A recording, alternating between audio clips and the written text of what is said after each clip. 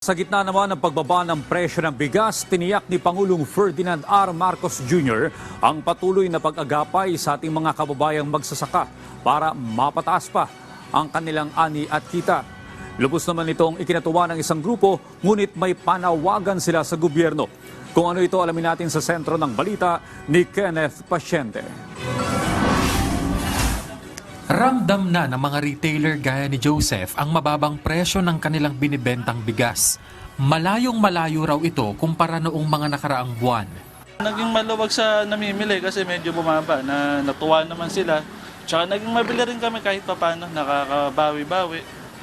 Kaya para matiyak na magpapatuloy ang ganitong sitwasyon, inatasan na ni Pangulong Ferdinand R. Marcos Jr. ang Agriculture Department na gamitin ang sobrang koleksyon sa Rice Competitiveness Enhancement Fund o RCEF para tulungan ng mga magsasaka.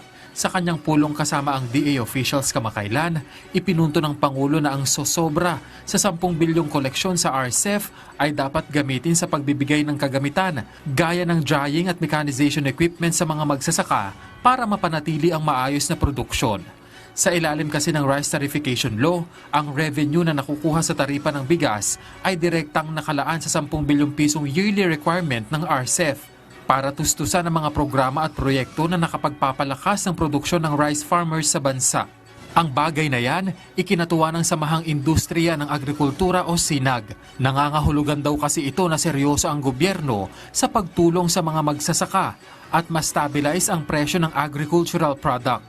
Dagdag pa rito ang pagpapababa ng farm input o yung resources na dagdag gastos sa mga magsasaka. Siyempre, yung pag-araro, land preparation, yung gastos sa atin na mga pesticide, yung additional sa fertilizer, di ba?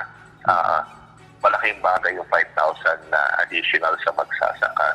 Magagamit nila yan. No? And ito is mababawasan yung production cost nila. Dagdag pa ng grupo, malaking tulong din ang inaprubahan ng Pangulo na Rice Farmers Financial Assistance Program na may pondong 12.7 billion pesos, kung saan nasa 2 milyong magsasaka ang makatatanggap ng 5,000 piso. Bagaman maganda ang layunin ng naturang mga programa, hiling ng grupo. Dapat ma-release na itong pondong ito. Nababagalan lang kami sa implementing ng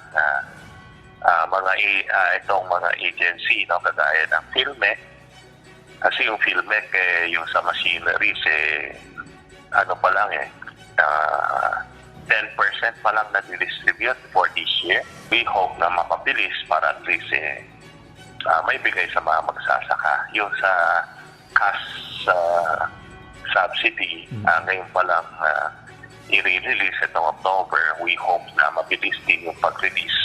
Nauna nang sinabi ng Pangulo na inatasan na nito ang Department of Finance para madaliin ang pagbibigay ng benepisyo sa mga magsasaka. Iginiit din ng SINAG na ang programang ito ay aagapay sa mga magsasaka lalo na sa posibleng epekto ng nakaambang El Nino phenomenon. Pero ayon sa grupo, maganda ang takbo ng produksyon ngayon ng mga magsasaka. Lalo't inaasahang sa anihan mula Setyembre hanggang Disyembre ay nasa 10.5 million metriko toneladang palay ang maaani, katumbas ng 6.5 million metric tons ng bigas. Ina-expect natin na mas malaki yung harvest natin this year compare last year. Yung weather naman maganda naman. And yung mga ibang magsasaka nag-start na magtanim ulit. Para at least maka-harvest naman ng February, March. Kenneth Pasyente para sa Bayan.